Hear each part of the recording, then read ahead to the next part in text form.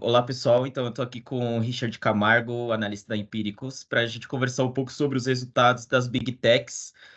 Até agora, a gente teve resultados aí da Microsoft, da Alphabet, né, que é a holding da Google, e também da Meta. E até agora, os temas aí foram muito voltados aí para corte de custos, né, algumas demissões também. Com certeza, a questão da inteligência artificial voltou aí à tona aí depois dos adventos do ChatGPT e tudo mais. Então, eu queria começar a conversar com você, Richard, primeiro pelo resultado que está movimentando o dia de hoje, que é o da Meta, né? A ação, enquanto a gente conversa aqui, a ação em Nova York estava disparando 15%. E aí eu queria saber de você aí quais são os destaques, o que você elenca aí do que veio dos resultados, e saber aí se o metaverso realmente foi para o ralo aí. Legal. Só uma pequena observação, saiu Microsoft, Google e Meta, tá? A Amazon sai daqui a pouquinho, Isso, tá. hoje mais no final do dia. Mas comentando rapidamente aqui sobre os números do Meta, de novo, uma coisa que eu escrevi na minha atualização para os clientes da Empíricos é de que todos os fatores que fizeram a ação do Meta sair de $330 por ação e ir para $80 por ação ainda estão presentes nos resultados trimestrais da empresa. As margens estão pressionadas, a queima de caixa na divisão Reality Labs, ali, né, que são os investimentos do Meta em realidade aumentada e todos os assuntos aí tangentes ao metaverso continuam crescendo. Então, a gente está falando de uma queima de caixa operacional aqui de $4 bilhões trimestralmente, é bastante coisa. E o crescimento segue anêmico, né? O crescimento das receitas do Meta nesse último trimestre foi de 3%. Mas, obviamente, pela reação do mercado e por toda a recuperação que a ação teve, dá para ver que alguma coisa mudou, né? No sentimento que o mercado tem em relação ao Meta. Isso foi uma coisa que a gente defendeu aqui muito, né? Durante o ano passado. Então, eu pontuaria para você o seguinte: existia esse medo no ano passado, que era de que o TikTok acabaria com todas as propriedades do Meta. Então, basicamente, o Instagram, o Facebook. E o que a gente vê hoje, primeiro, né, isso tem todo o mérito de execução do próprio Meta, né, de que lançou o Reels, escalou o produto e o produto está bombando. Então, quando a gente teve, no último trimestre, eles comentaram que cerca de 1 bilhão de Reels eram compartilhados todos os dias. 3 meses depois, esse número dobrou. A gente está falando de 2 bilhões diariamente. Boa parte do tráfego já foi direcionado por Reels, o Reels já está monetizando, apesar dessa monetização ainda ser inicial, mas já está servindo como um campo de experimentação para eles, uma espécie de playground ali, dada a menor escala, e o retorno ainda mais baixo, né, que o Reels gera, para testar uma série de novas formas de impactar você com anúncios gerados por inteligência artificial, maneiras diferentes de targetar o usuário. E não só pelo buzz, né? O Meta já fala disso desde 2021, quando ele foi obrigado a mudar o modelo de negócio dele para AI, no sentido de como ele organiza os algoritmos para anúncio dele por conta das mudanças na política de privacidade da Apple, né? Que tornaram muito mais difícil o tipo de lógica lookalike, né? Que é como se seguindo um determinado cluster, características que são mais definidas pelos dados deles e tal. Então, tem toda essa transformação em movimento, ela agora já é reconhecida pelo mercado. Acho que esse risco existencial hoje ninguém mais leva a sério. E disso você consegue extrapolar uma série de outras coisas. Assim, a margem operacional do Meta, apesar de ainda estar pressionada, já melhorou 6 pontos percentuais. O CAPEX para o ano que vem já não é esperado mais que continue crescendo. Então, boa parte dos investimentos de inteligência artificial já foram realizados nos últimos 2 anos, que eles renovaram boa parte dos data centers, construíram uma infraestrutura gigantesca nova e tal. Então, assim, os prospectos são melhores, apesar do crescimento magro de receita e o risco de uma ruptura muito forte do negócio mesmo, risco de disrupção tecnológica, parece também muito menor já nesse momento. Uhum. E levando tudo isso em consideração, em relação ao investidor, tá na hora de entrar no papel, ele tem se tornado mais atrativo? A gente tem essa operação aqui há bastante tempo, a gente já comentava nos últimos resultados que era uma posição importante das nossas carteiras especulativas aqui. Certamente não é tão bom comprar agora quanto era a $80, mas Meta negocia 20 vezes nesse momento os lucros estimados para o ano que vem. Então não Uhum. é uma barganha, mas está longe de ser uma ação cara. Eu acho que o investidor que compra hoje, ele já perdeu, né, boa parte dessa valorização que vinha desse descolamento absurdo de múltiplos do Meta para o restante do mercado. E ele fica agora travado na capacidade do Meta de crescer lucro por ação. E, cara, eu acredito muito que, principalmente a partir do ano que vem, na medida em que o Reels já tiver mais penetrado e parar de ser um fator que detrata o crescimento de receitas do Meta, para ser algo pelo menos neutro, assim, porque o Reels é um produto de rentabilidade estruturalmente menor, o formato de vídeos curtos é pior, não só para o Meta, mas para o YouTube, para o próprio TikTok. É uma forma de monetização menos eficiente que o Stories, por exemplo. Na medida em que ele se torna neutro do ponto de vista de receita e o Meta vai recuperando margens, cara, uma hora a economia volta a reacelerar, sem dúvida é um play super legal para você ter na sua carteira. Perfeito, perfeito, Richard. Vamos passar agora, então, aí, recapitulando os resultados de anteontem. E ontem, começando aí pela Microsoft, né, a empresa ela conseguiu obter um lucro aí de quase 19 bilhões de dólares e uma receita de 52,9 bilhões, né, vindo aí acima da expectativa. Queria te perguntar qual é o efeito do chat GPT nesse resultado aí. Lembrando aí ao pessoal que vai acompanhar esse vídeo que a Microsoft tem investido pesado na OpenAI, que é a empresa que criou o chat, né? Então, eu queria saber primeiro essa questão aí. Existe um efeito da inteligência artificial nesses resultados? Provavelmente não.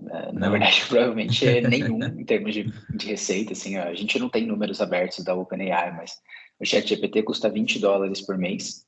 Uhum. Então, provavelmente nesse momento deve estar fazendo um pouco mais de 100 milhões de dólares de receita anual. Assim, você acabou de falar, o número da Microsoft são 52 bilhões trimestrais. Sim, sim. Então, é algo ainda muito pequeno. Existe uma relação comercial entre a Microsoft e a OpenAI, então todo o backlog ali, quando você roda um modelo, quando a OpenAI está trabalhando em novos modelos, tá, tudo isso usa a infraestrutura da Azure, que Uhum. é o braço de infra em nuvem da Microsoft. Porém, a gente sabe que a relação comercial ali não é muito típica, né? Então, provavelmente a Microsoft simplesmente concede créditos, isso é algo que a gente escuta um pouco falar na indústria, mas não tem uma confirmação, créditos para a OpenAI, e esses créditos não necessariamente são pagos, assim. Então, também não é Entendi. algo que faça muita diferença do ponto de vista de receita. Mas em termos, Inclusive, só um instante, mas em termos da tecnologia do ChatGPT, por exemplo, ter sido integrado ao Bing, isso trouxe algum impacto na receita? Também não, né? Isso também não tão não. expressivo, entendi. Na realidade, quando você compara o que é participação de mercado no segmento de mecanismos de busca, o Google tem mais participação de mercado em março de 2023 do que ele tinha em março de 2022. Perfeito. Eu até escrevi na minha atualização com clientes da Empíricos de que o Bing AI foi muito mais um sucesso de mídia que um sucesso de produto, Olha só. porque depois do lançamento do Bing AI, o Google ganhou participação de mercado. E não sei se você chegou a testar, mas quem estiver ouvindo, a gente pode fazer esse teste também, vai descobrir que o Bing AI é realmente sofrível. O Bing GPT. O Chat GPT é uma ferramenta infinitamente melhor do que a do Bing, mesmo sem ter o acesso à internet. Que Então, loucura. acho que esse é um tema importante, esse é um tema que vai acompanhar o investidor de Microsoft nos próximos anos. Provavelmente muito do crescimento da Microsoft em cloud nos próximos 5, 10 anos vai vir de outras empresas de mais diversos setores começando a adotar esse tipo de tecnologia internamente e para outros tipos de fluxos de trabalho que não são um chatbot, igual é a funcionalidade do ChatGPT. Mas hoje, como essa foi a sua pergunta, nesse primeiro trimestre de 2023, não existe um impacto financeiro relevante. É mais mas sabemos que esse é o caminho, o norte do business, né, para onde ele vai. Perfeito. Você comentou um pouco da Azure, né? Sendo aí você diria que o Azure ele é hoje o carro-chefe da Microsoft? A empresa comentou um pouco sobre a questão do ciclo de otimização do serviço estar terminando aí e o que pode trazer de fato aí um ponto de inflexão para esse segmento, né, da Microsoft. Queria que você comentasse um pouco mais sobre esse serviço de inteligência de nuvem aí, e a perspectiva daqui em diante para ele. O eixo da a linha de negócio que mais cresce dentro da Microsoft. E eu acredito que boa parte de toda a mudança de percepção, não só do mercado financeiro, mas das próprias empresas sobre a Microsoft nos últimos 10 anos, vem de todo o avanço tecnológico do produto incrível que eles conseguiram construir no Azure. Quando você olha hoje para o mercado de infraestrutura em nuvem, existe uma espécie, isso não é formal, obviamente, mas tem você percebe do viés dos clientes de cada uma das empresas. Então, a Amazon, a AWS, é a solução padrão para qualquer um que está começando uma empresa hoje. Todas as empresas que há 10 anos atrás nasceram e hoje são empresas de bilhões de dólares usam a AWS como solução padrão. Isso continua acontecendo para as empresas que estão nascendo neste momento. A Microsoft já é o destino padrão das empresas mais maduras. Então, quando você pega uma empresa global, uma multinacional, às vezes com esse perfil mais industrial, pensa aqui numa Mercedes, numa P&G, numa Johnson & Johnson, essas empresas que têm esse perfil mais industrial, esses caras tendem a ir para uma migração Microsoft, eles tendem a usar a Microsoft no processo deles pela integração com outros softwares legados que eles têm ali. Então, a Microsoft, por exemplo, é parceira da SAP. A SAP é a maior empresa de ERP, que é o software de gestão mais importante para todas as empresas que são de grande escala. E essa integração nativa SAP Azure facilita muito que uma empresa gigantesca, com 50 escritórios espalhados pelo mundo, bases diferentes, N códigos tributários diferentes que ela precisa respeitar, faça essa migração para a nuvem, entendeu? Então, existe um pouco disso, tá? E aí, dentro do negócio da Microsoft, hoje, de fato, a vertical que mais cresce, porém, não dá para dizer que é o carro-chefe sozinho, tá? Porque a Microsoft, em si, eu diria para você que tem ali uma espécie de trio MSN ali dos tempos do Barcelona, do Messi, Suárez e Neymar ali, porque a Azure não joga sozinho. Então, ali dentro tem o Office 365, que é um produto fantástico, que faz mais de 15 bilhões de dólares de receita trimestral. Então, vamos falar que 1/3 das receitas totais da empresa. Cresceu 14% no ano, nesse primeiro trimestre. Pô, super número, num ambiente super difícil de se navegar. E tem também a outra vertical da Microsoft de personal computing, né, que apesar de não ser provavelmente a menos lucrativa de todas elas, mas ali dentro estão coisas super importantes, como o LinkedIn, o Xbox, ou a própria divisão de PCs, né, não são muito populares aqui no Brasil, mas a Microsoft tem um negócio grande de computadores pessoais, aí, principalmente nos Estados Unidos. Então, não joga sozinho, tá? Isso é importante. Tá certo. E aí a pergunta também, para que nem eu fiz para Meta, o papel, como é que ele tá atrativo? O que você pensa? Hoje, a gente não tem Microsoft na nossa carteira principal aqui do Empíricos, o nosso hedge fund. A gente tem ele dentro da nossa carteira de metaverso, que é a mesma carteira em que a gente tem as ações do Meta também. E foi um movimento, na verdade, até mais defensivo que a gente fez ali para realizar um pouco do lucro que a gente teve nesse começo de ano com empresas muito mais especulativas, sabe? Mas a minha visão geral para esse papel é de que a Microsoft hoje é cara, a Microsoft está praticamente 30 vezes lucro. Acho que o investidor de Microsoft, nesse momento, ele está esperando, num cenário otimista, que ele consiga fazer um retorno real, minimamente digno acima da inflação, carregando esse papel nos próximos anos, sabe? Não é um papel que você vai investir agora para pensar em dobrar ou triplicar o seu capital. Assim. Hoje a Microsoft é a segunda maior empresa do mundo, né? Atrás apenas da Apple. Então, é um play de investimentos bem mais defensivo e uma ação cara, uma ação que você tem pouca margem para estar errada. Particularmente, eu não acho que é uma das melhores opções de risco-retorno da Bolsa Americana nesse momento. Perfeito. Então agora vamos pular aí para a Alphabet, né, Richard? Cara, em relação aí à Microsoft, né, ficou meio essa questão aí de comparar muito uma com a outra, né? Já que você tem o Bard aí na inteligência artificial da Google, ChatGPT e tudo mais. Mas a reação do mercado aí ao resultado da Alphabet não foi tão brilhante, efervescente quanto foi o da Microsoft aí.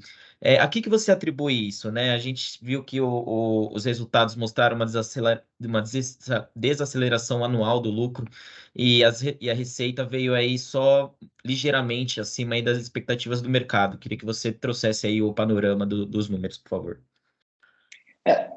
Eu chamei a minha nota aqui para os clientes da Empíricos de um resultado ruim, porém não tão ruim quanto esperado.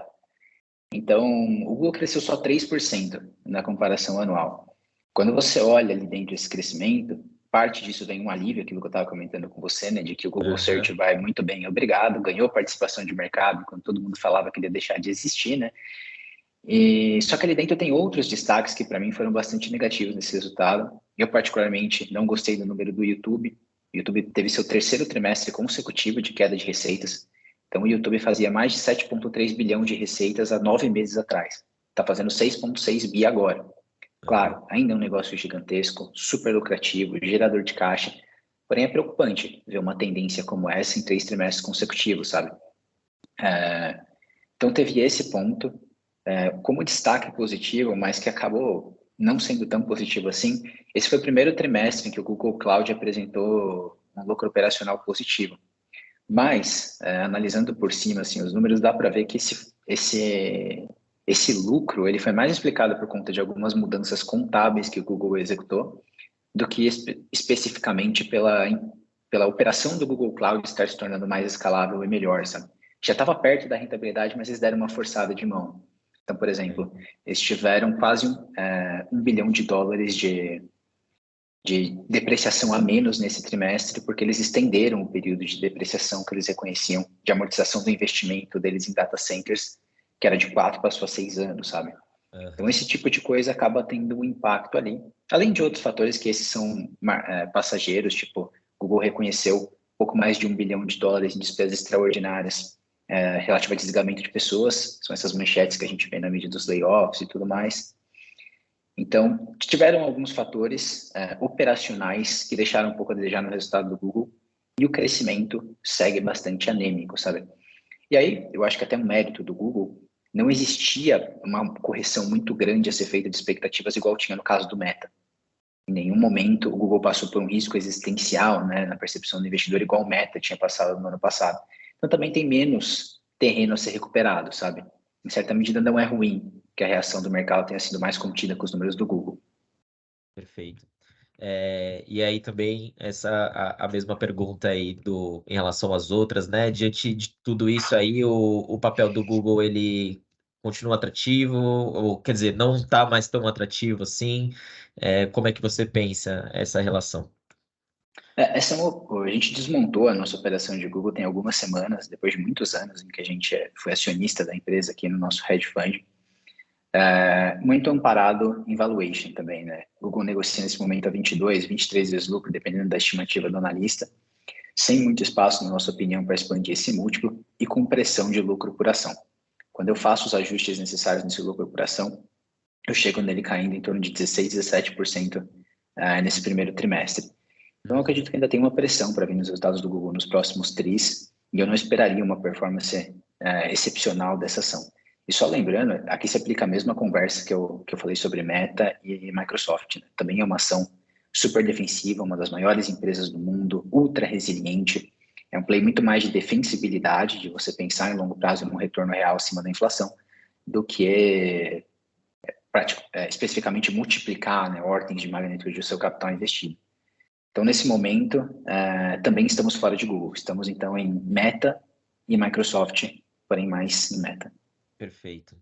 E aí, para a gente encerrar, rapidamente, como você disse, me corrigi, inclusive, que eu acabei me enganando, mas realmente os resultados da Amazon aí vão vir hoje, depois do mercado terminar. Eu queria que você trouxesse aí uma perspectiva rapidinho aí do que você espera para os resultados da Amazon e também da Apple aí na outra semana. Uhum. A Amazon sai daqui a pouco.